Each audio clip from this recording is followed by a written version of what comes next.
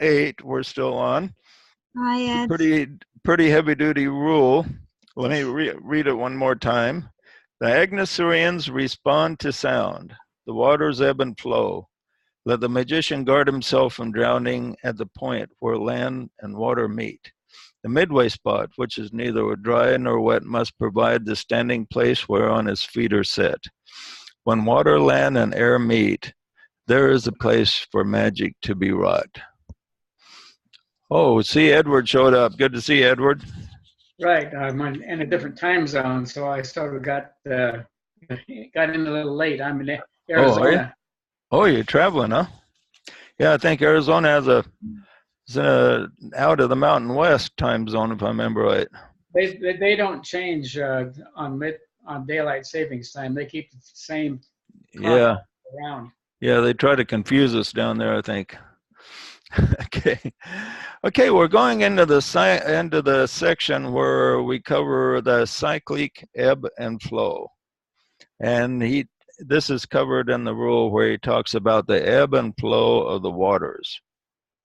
And he says, just we have cycles of light and dark during the day, the seeker has light and dark in his life, and all things go through this cycle. Now he says that aspirants are often deceived into thinking they're just walking in the pure light at all times as they go through the cycles. He says, doesn't really happen. He says, all of us go through cycles of light and dark, just like this earth. Half the time it's in the dark and half the time it's in the light of the sun. But what do we do to compensate for that? To compensate for that, part of the time we sleep at night, and so we're not even there. But when we are awake at night, we turn on the lights to compensate for the lack of natural sunlight. And this causes us to be able to go into a nighttime cycle without having the negative effects of the night. And this is a lot of what is important for the magician to do, to go through the cycles and control the cycles so that instead of being controlled by the cycles, he controls what happens within the cycles. And this is how he says a magic is to be wrought by the magician, by understanding the cycles. And what do you suppose the midway point is?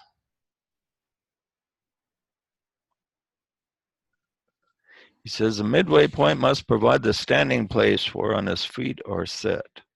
It's a point of balance, the fourth ray. Right, it's definitely balance. What produces the balance? And the midway point is between what and what? Between light and dark. Very close, very close. In other words, it's between the two cycles. You have the two cycles of light and dark, up and down, good and bad, all these cycles that we go through. And the midway point is the point that's between the cycles.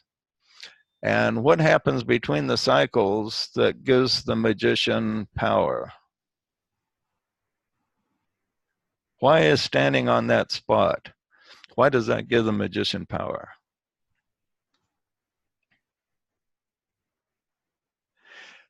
Because, okay, yeah, Joshua. Well, it's kind of like the power of the soul. Like the soul is manifested to be the intermediary between matter and spirit. And so if you're all the way in spirit, how are you going to affect matter? And if you're all the way in matter, how are you going to be spiritual? So you need to have a foot in both worlds to affect that change and bring them together and stuff. Oh, that's very profound, Joshua. Good for you. That's good thinking. Well, thanks. So yeah, in other words, it gives the person the power to be the observer. If he's engulfed in the night or the dark or the negative, then he feels frustrated, like there's nothing he can do, that he's a prisoner. If he's sees himself completely engulfed in the light, then he kind of thinks he's going to be there forever, and he doesn't prepare for the shift of the cycle to the dark. So when the cycle shifts, he's unprepared for it.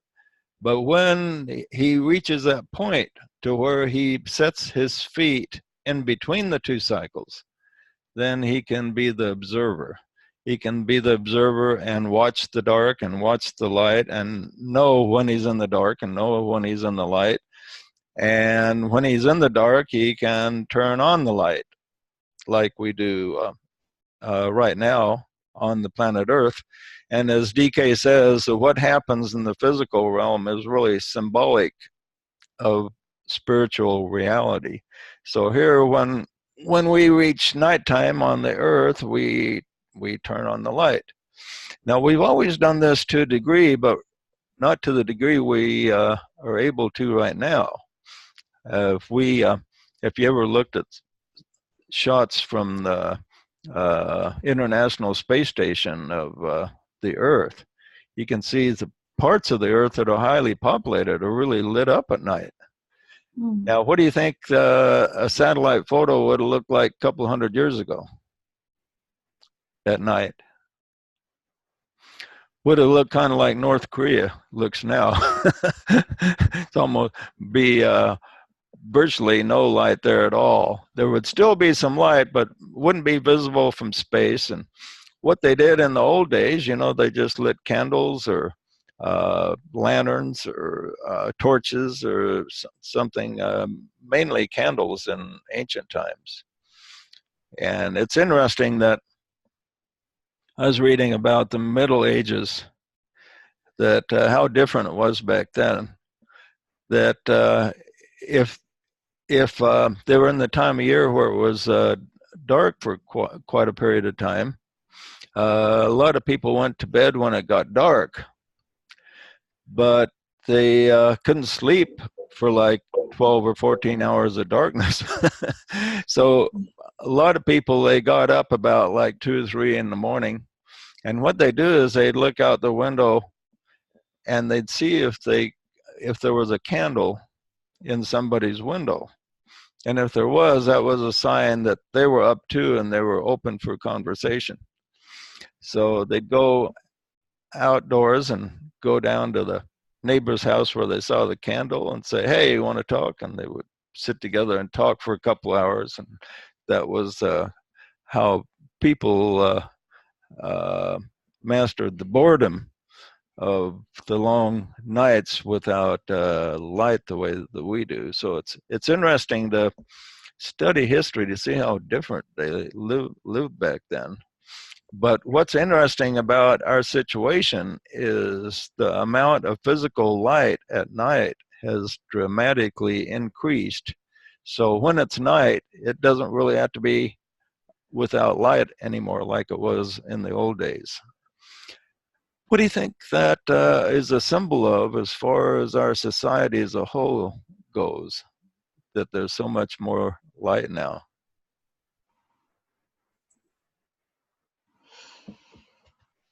What does that mean? Does that mean we're a lot more enlightened planet than we used to be? Knowledgeable.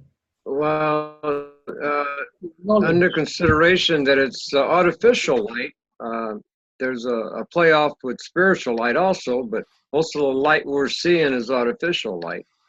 Yeah, and that's a good thing to take into the correspondence. There's more light, but it's not the natural sunlight. There's a lot more scientific light, which is, we could compare that to the unnatural light, but there needs to be more light from the soul on this planet. And when you look at some of the discord we have, like the political discord in the United States as well as the entire world, yeah, you wonder, boy, it looks like we have a ways to go. But then DK tells us, we go through these cycles where we have harmony through conflict. And so even though we have a lot of conflict right now, it may be paving the way for a harmony that we have not seen before that may manifest within another decade or so. Let's hope that is the case. Asaf was trying to weigh in on the light symbol. Yeah, Asaf? Can you hear me? Yeah. I was saying it's a light of knowledge, of physical knowledge. Right. What Right. what ray is it? I don't remember. But it's the physical knowledge. Like Ray 7 or Ray 5. Yeah. Yeah. We have a lot more. We have a lot more scientific knowledge, but in some ways, we do have more spiritual knowledge available. We have a lot of books and writings, but we also have a lot of things that are not true that are out there also that fog everything up. So the greatest increase in light has been scientific, that has brought us the space age, computers, radio, TV, all these things. This type of light, which might be compared to artificial light, has definitely increased a lot. But what we really need is more spiritual light, which is compared to the light of the sun. So aspirants, we all go through these cycles, and to endure the cycles, we must learn to, as Paul says, be instant in season and out of season. In other words, when things are in season, we must focus on the positive, and when things are out of season, we must do it also. And we can only do this by being on the midway point and being the observer and being able to see what we need to do to make the best of the opportunities during the darkest night as well as the lightest day. Now he talks about the different types of cycles. Okay, what different types of cycles are there in the life of the soul? Now, first of all, he says that the cycles even extend up to the divine life. God itself has cycles. He makes a universe and he plunges his life into it, and then he makes a universe disappear, and it goes through a period of pralaya. So even the highest possible life in the universe has cycles, but he says this won't do us a lot of good to talk about them. So we want to talk about cycles that affect us as evolving beings. What are the different cycles? First of all, what do you suppose is the highest cycle that we go through? One of the highest, anyway. The ages. The ages. Okay, now that's humanity as a whole. They go through the cycles of the ages. How about as an individual, though? Are you in a cycle right now with your life, Asaf? Yeah, that's one lifetime. And when you die, will you be in another cycle? I believe so. I Okay, don't know, but I believe. And what kind of cycle is that? What kind of cycle are we talking about? Between lives. Right. So you have cycle where you're in incarnation and out of incarnation. Now, DK makes an interesting comment about being in incarnation. We think of being in incarnation as life, and then out of incarnation as death. And he says, in the true reality, it's just opposite. He says, when we're in incarnation, we're dead to a lot of things spiritually.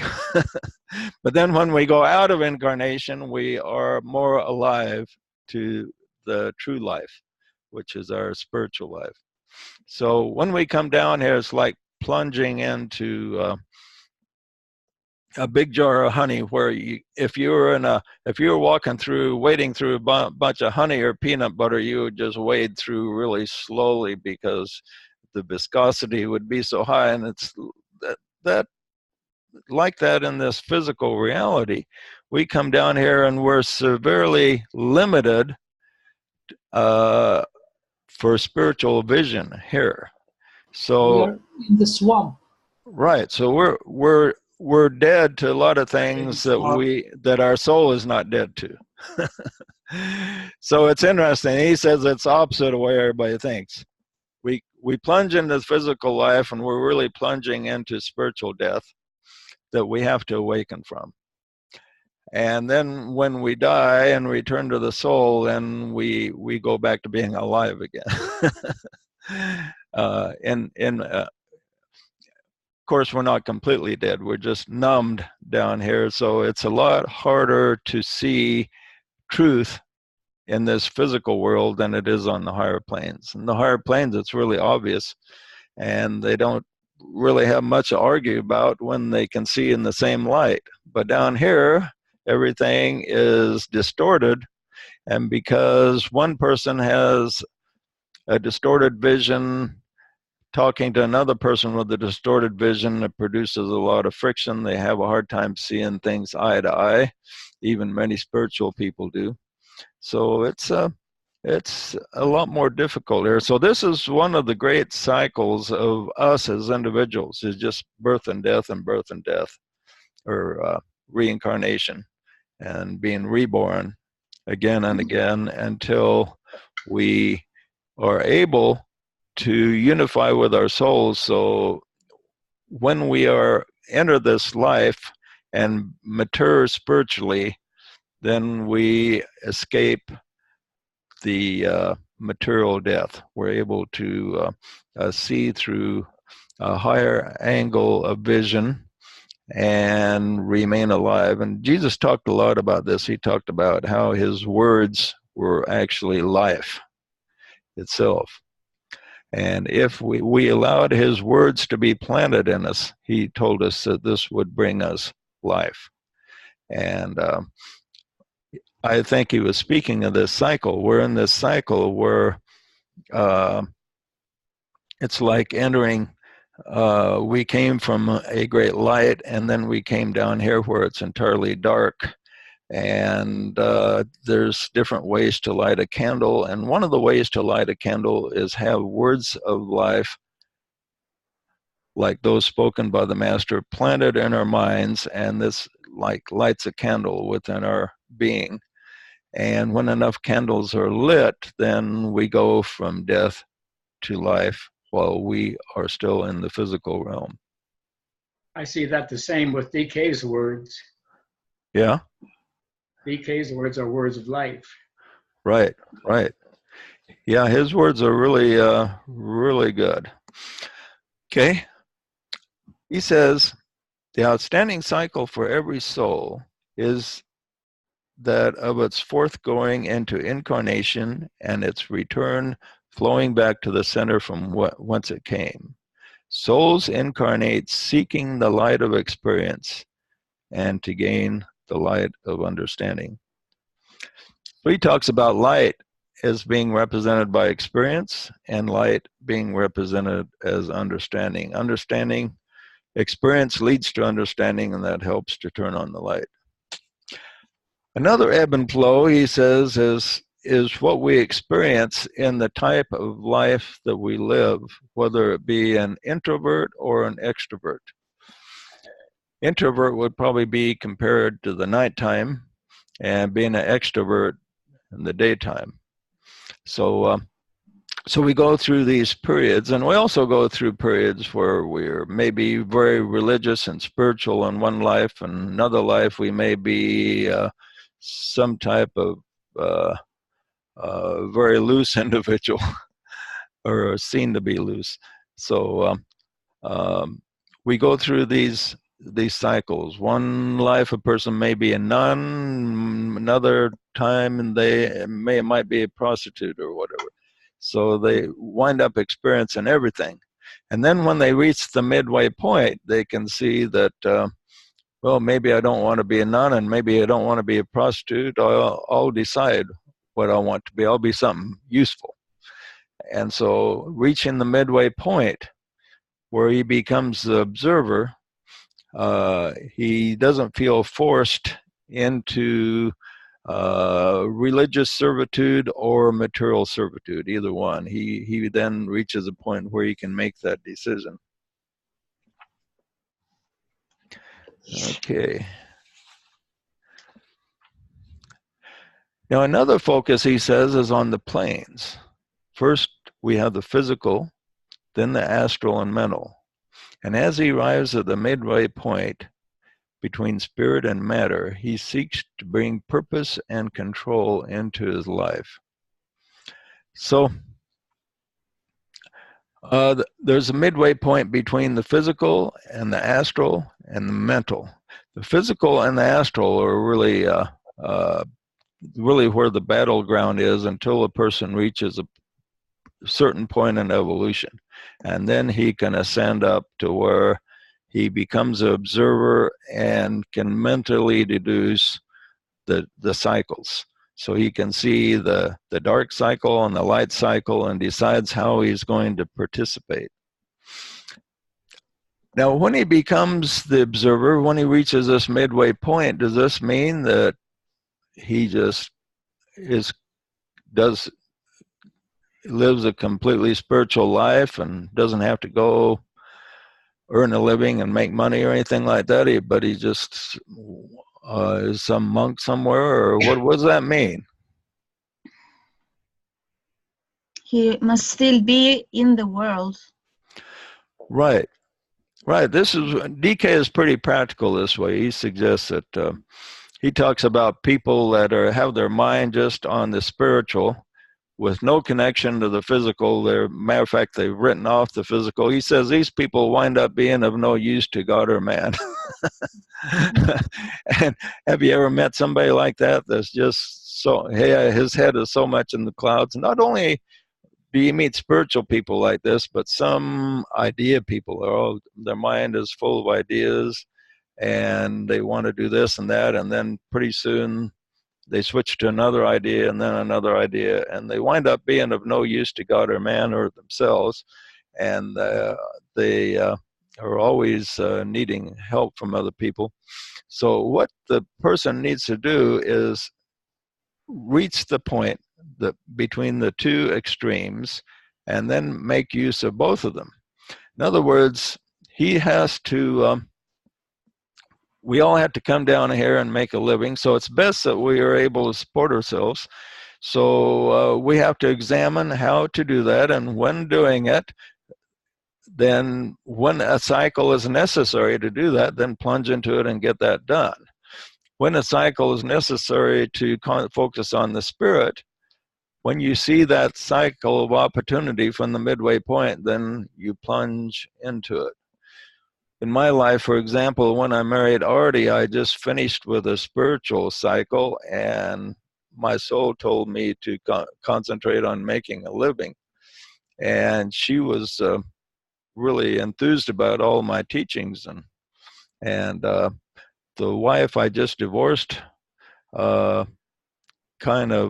was what caused our divorce, is she quit supporting my teachings. And Artie was enthused about him, but my soul told me, no, it's your cycle. You got to concentrate on becoming more self-sufficient. And it was very hard for me because I didn't really want to, but I have found from past experience it's best to obey my own soul. So I spent the next 10 years just focusing on taking care of my physical needs. And during those 10 years, I didn't even read one book that I remember, just focused on it. And I felt right about doing it because it was under the direction of my soul. And then I was glad to get out of that cycle, however. And the end of that cycle happened when I wrote the first Immortal book. But still, that was difficult to do at that time because I was working 80 hours a week, and I had to work so hard because it's not, the material side of life is not really my talent. So I figure I have to work a lot harder at it than a lot of people that are more material minded. But so sometimes you have to just take care of these things. And when I'm teaching somebody and they say, hey, I got to drop out and take care of business, I can understand that. And sometimes that happens. But if your soul gives you an assignment, like my soul told me it was time to start writing, and I thought, well, well, how do I do this when I'm working 80 hours a week? And so, well, I solved the problem by writing between 2 in the morning and 5 in the morning. That was the only time I could free up. And so my soul gave me the extra strength to be able to do that. And I did that for quite a number of years. I think I wrote 5,000 articles under those circumstances. I'm glad and you did. Well, thank you. So anyway, we go through these cycles, and sometimes we even though we're spiritually minded, we have to take care of business. Now, Edward there is very spiritually minded, but he looks like he's in a comfortable situation financially. Have you found you had to take care of material business in your life, Edward? Of course. I mean, I think you have to have that balance.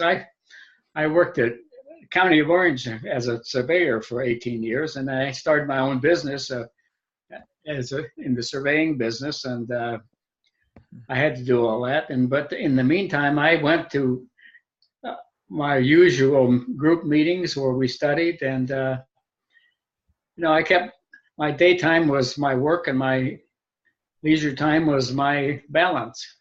Okay. Yeah, that's great when you can do that. And you always need to do that. Now that I know people who just tell me that they say, "Boy, I just want to quit my job and I want to do the spiritual stuff full time." And most of the people who tell me that, I advise not to do that. Now, every once in a while, that may be true. You can never tell. I mean, there's no black and white rule about things, but normally your soul wants you to take care of business so you're not a burden on your friends and family and everybody else. And then there's sometimes when even though you're doing your best, you have tremendous physical obstacles, financial problems, divorce, all kinds of things can go wrong. So there's no black and white type of judgment available on anything, but this is why we need to stand at the midway point so that we can see clearly. At the midway point where you're looking at the dark and the night and see it through the mind and analyze it, then you can be in control of your life. And this is important for white magic. The white magician must be in control of his life by understanding the cycles in order to produce the magical work of the soul here upon the earth. Okay, he says this: the life of the aspirant begins to repeat earlier cycles. He is assailed by a sudden stimulation of a physical nature and violently swept by ancient desires and lusts. This may be succeeded by a cycle wherein the physical body is conscious of flowing away from its vital energy and is devitalized because not the subject of attention. This accounts for much of the sickness and lack of vitality of many of our most cherished servers. And this happens because there's a point of balance between the physical and astral. And when the person gets too much in the astral or too much in the physical, then he says devitalization can occur, and he will lose energy, and he'll become fairly sickly. And on one hand, or he may just go crazy and be very promiscuous or very material. And if he doesn't control these cycles, if he doesn't stand at that midway point. So the first midway point to stand between is between the physical and the astral. Then the second midway point is between the physical, the astral, and the mental. And speaking of the astral body, he says the emotional body says there's periods of exaltation and of highest aspiration alternate with periods of the deepest depression and lack of interest. So the aspirant, we go through these cycles, and some of us call that the dark night of the soul, where the person just feels like there's no spiritual contact. And then he'll go through a period where he has these spiritual highs. And again, the key here is to stand at the midway point. So and then you just observe your personality going through this dark night, but you do not identify with it. You see yourself still at the point of balance in harmony with the soul. And this way you can stay focused in season and out of season. All true seekers after truth are conscious of this unstable experience and frequently regarded as a condition to be strenuously fought. Then is a time, he says, to appreciate that the midway spot is neither dry nor wet and must provide the standing place whereon his feet are set.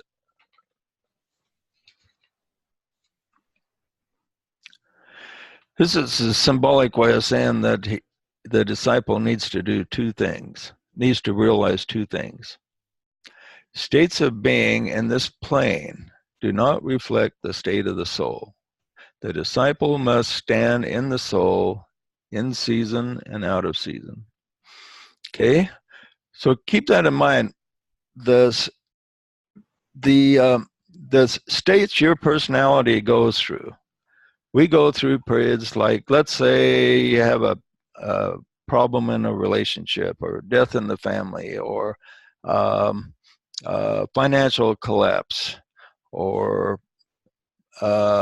someone in the family has serious disease. Okay, there's all kinds of things that produce states of being in the personality that we consider negative. He says this does not reflect the state of the soul. The state of the soul remains positive, because as Joshua said, the soul is at the midway point between the monad, which is the point of closest to God, and the physical. And so at this point, it has the point of balance, and it's always in balance. The soul is always in balance, no matter what's happening. So the key is to stay at that midway point between spirit and matter, so you can always identify with the soul no matter what's going on. And I admit this is hard for all of us to do at all times, because, I mean, who, if you have a death in the family or something just catastrophic, who isn't somewhat discombobulated? But he tells us that this does not have to be, no matter what happens, if the person stands in the consciousness of the soul, he will be able to be the observer and not be any more affected than he chooses to be. Equilibrium is the second point. Equilibrium is only achieved through recognizing the ebb and flow, and then consciously picking the plane on which to focus. That's a key word, consciously picking the plane on which to focus. Now let's figure out something negative that might happen. Let's say you fall in love with somebody, you think that's the love of your life, and he or she leaves you in the lurch. Okay, you're devastated. Okay, you still, if you are a disciple, you can still consciously choose the plane on which you're going to focus. Are you going to choose the physical plane and go through all kinds of grief and identify with that grief? Or are you going to stay in the soul and realize that, well, there's other fish in the sea, you know? And this is a cycle I'm going through, and it will have a beginning and an end, and soon I will find the true love of my life, if not in this life, the next life. And so there's always hope. The midway spot lies between the ebb and flow, between the spiritual and the material plane, and the disciple must stand at that point between the two so he can focus on the one that he needs to use. The act of service to be rendered will determine the point where the self is concentrated. Withdrawing to the midway spot, he endeavors to realize his divinity, and then having done so, he focuses himself in his mental form, which puts him in rapport with the universal mind. The disciple must remember that the goal is to manifest the will of God on the earth, the love of God to all forms on the physical plane. He will do this by focusing on the energies circulating in the etheric body where the forces meet. He carries the energy of eliminated thought and sanctified desire down into the body of the ethers, and so works with intelligent devotion. So where then is the midway spot where the energies play? Where do the energies play out? It's in the etheric body. And what is the etheric body?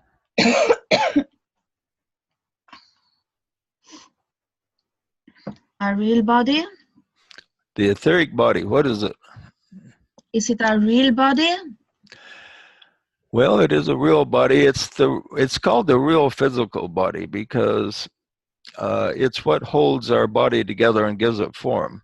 At death, the etheric body collapses, and then what happens to the physical body after death? It disintegrates. Right, it disintegrates. The physical body disintegrates because their etheric forces dissipate. It's the vital body where all the energy of life is. That's right. That's right. And this is where the centers are. The centers are in the etheric body. And he says that rather than concentrating on the physical body, concentrate the magic. The white magician concentrates on the forces as they interplay in the etheric body. And he says we can do this by learning to focus our attention on the various midway points. The midway point between spirit and matter.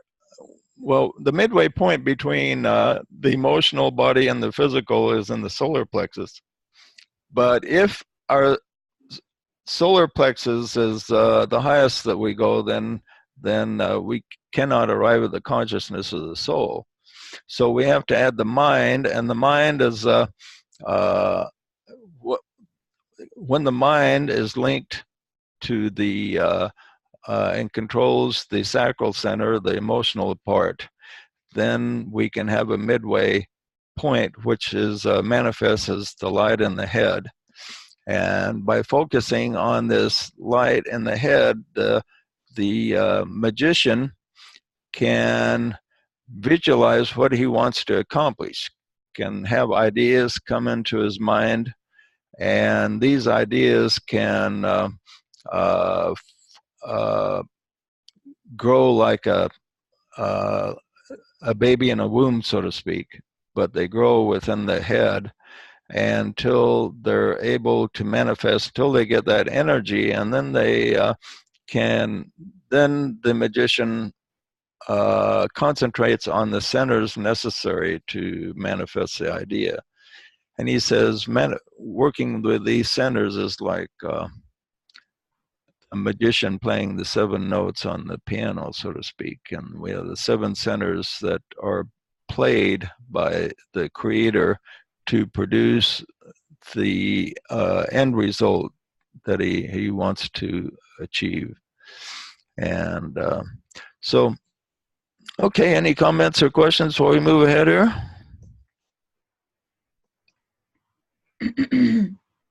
And all of this, the end result is to manifest the will of God on the earth.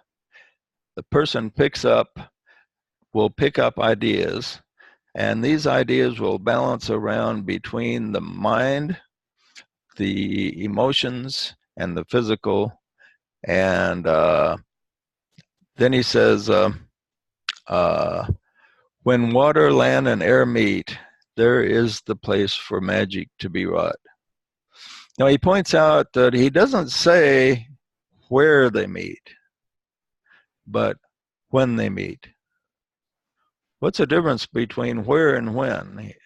It's interesting, when you read inspired works, sometimes just a little bit different wording is very significant. But he says when they meet.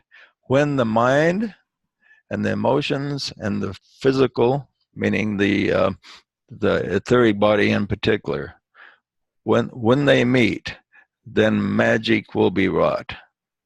What does this really mean when we think of this phrase? When they meet. They meet in the chamber of your consciousness. Okay.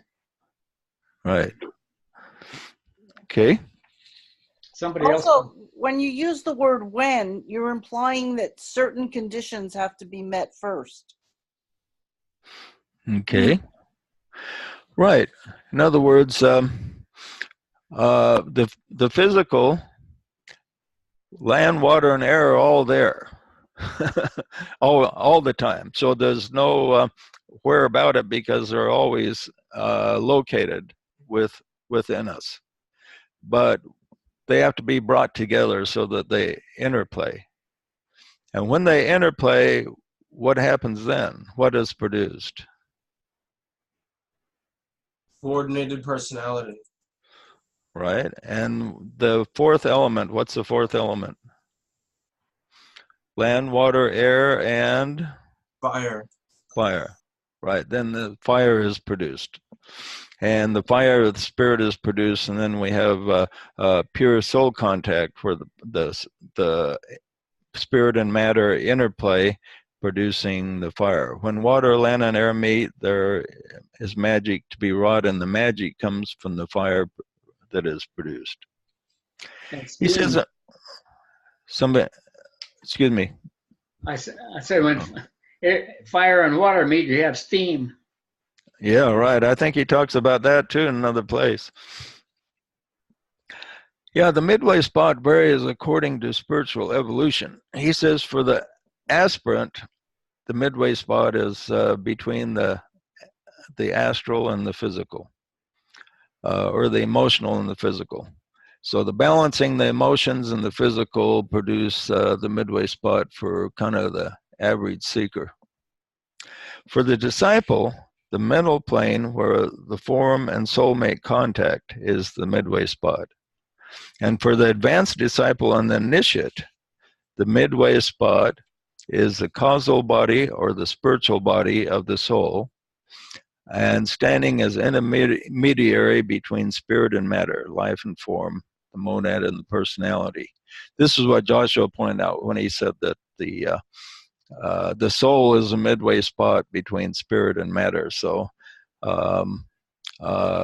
that's the midway spot for the advanced disciple, which we all seek to become. He points out there are two centers in the head, which most people are familiar with. And there's the head center and the center between the eyes, and there's two glands in particular that are associated with them. I bet Edward knows what they are. Do you know what the two glands are, Edward? Yeah, the pineal gland and the pituitary gland. Right. And in the nature of the soul, they talk about the tune frequency between the pituitary and the pineal gland, and they call that the cave.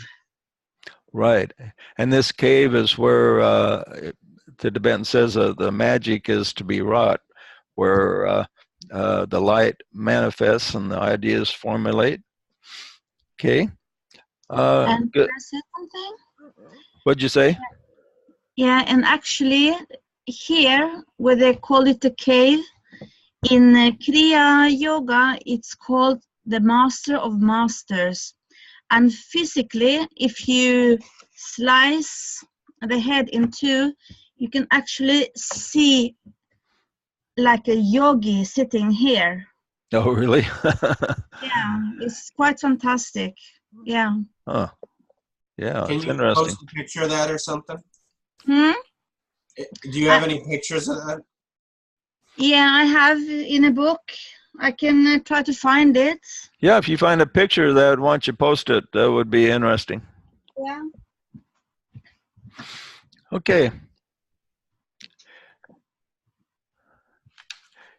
He says, with the advanced disciple, the inner place producing the midway point in the center of the head, producing the light in the head on which the magical magician is centered.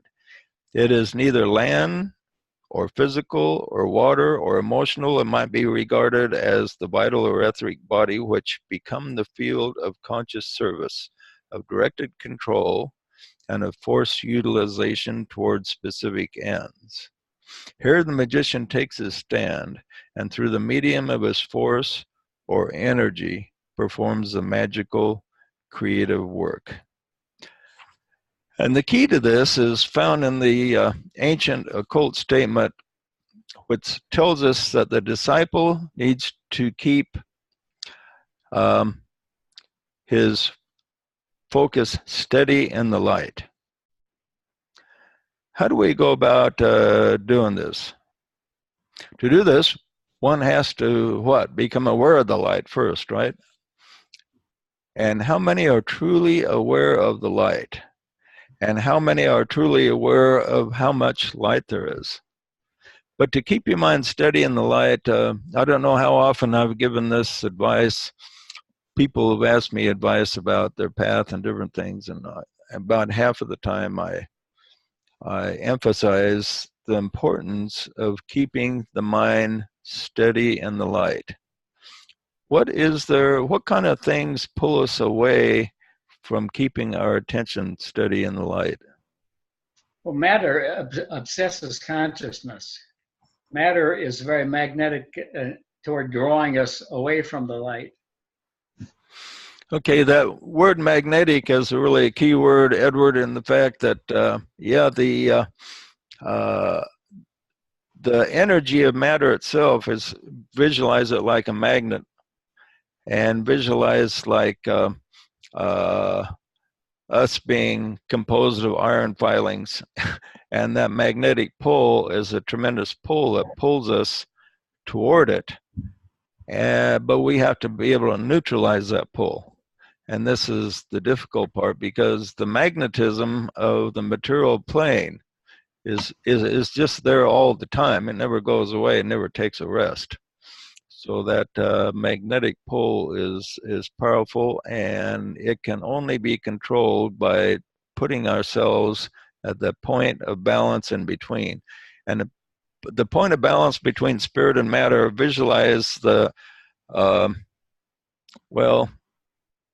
visualize the magnetic pull of the earth and the moon, for instance. There's a point in between the earth and the moon where the gravity of the earth is neutralized by the gravity of the moon. And at that point, somewhere between the earth and the moon, there's a point of perfect balance where the gravity pull of both of them are exactly the same.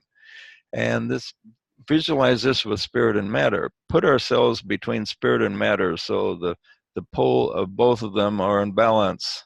And when they're in balance, you can then decide which one you want to go with.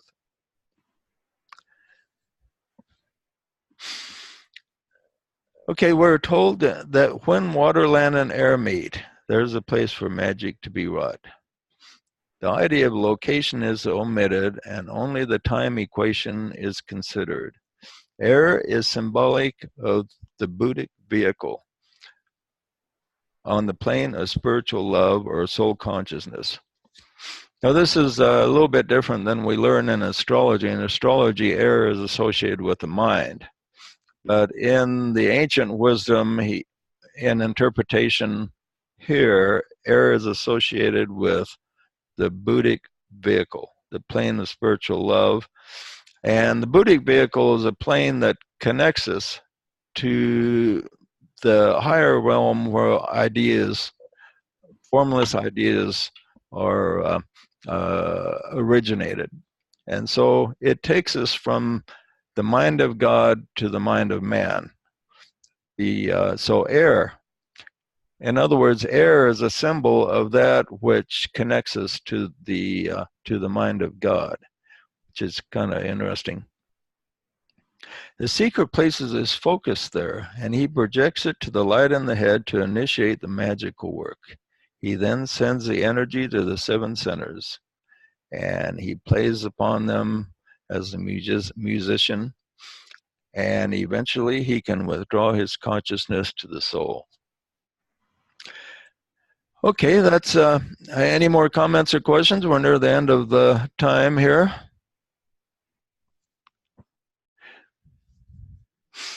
It's interesting to contemplate these cycles because all of us, when you look at your life, he points out that it's good to examine your life, he says, in 10-year cycles.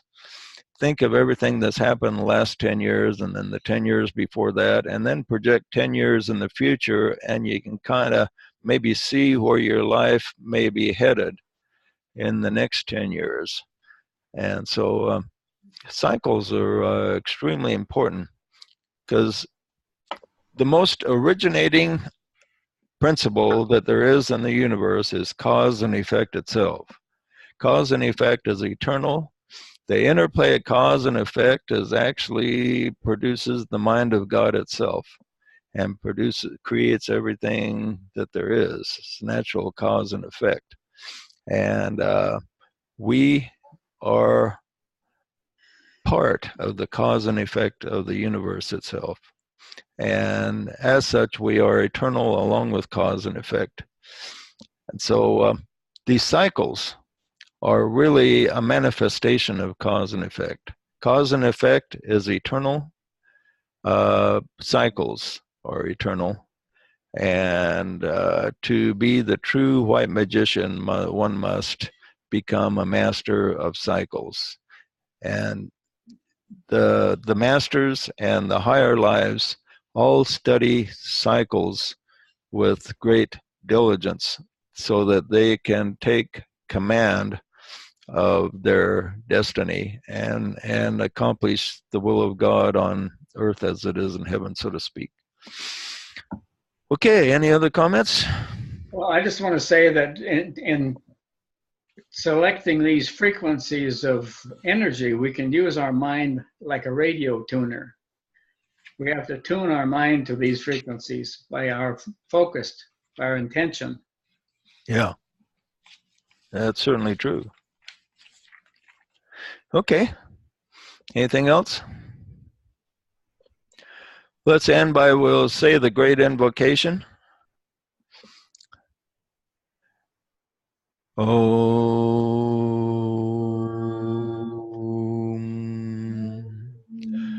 From the point of light within the mind of God, let light stream forth into the minds of men. Let light descend on earth. Sound the silent Om after each stanza.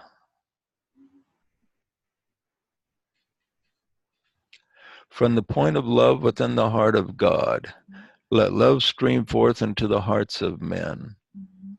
May Christ return to earth.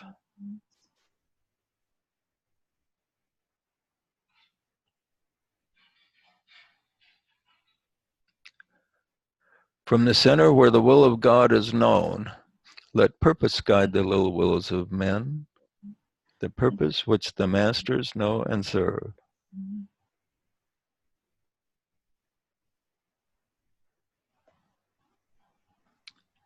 From the center which we call the race of men, let the plan of love and light work out. And may it seal the door where evil dwells.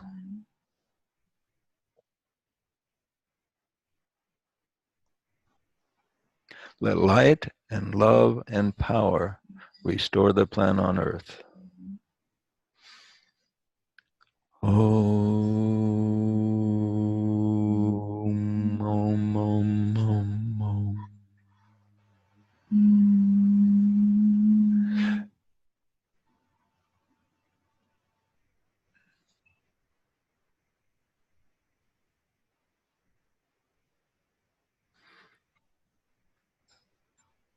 Good group today. And may the force be with you. And also with you. Thank you Thank all. you. Goodbye. Thank you, JJ. Thank Thank you, you, everybody. JJ. Thank you. Okay, life, love, and light, everybody. Bye, everyone. Bye-bye, everyone. Bye. See you next week. All right.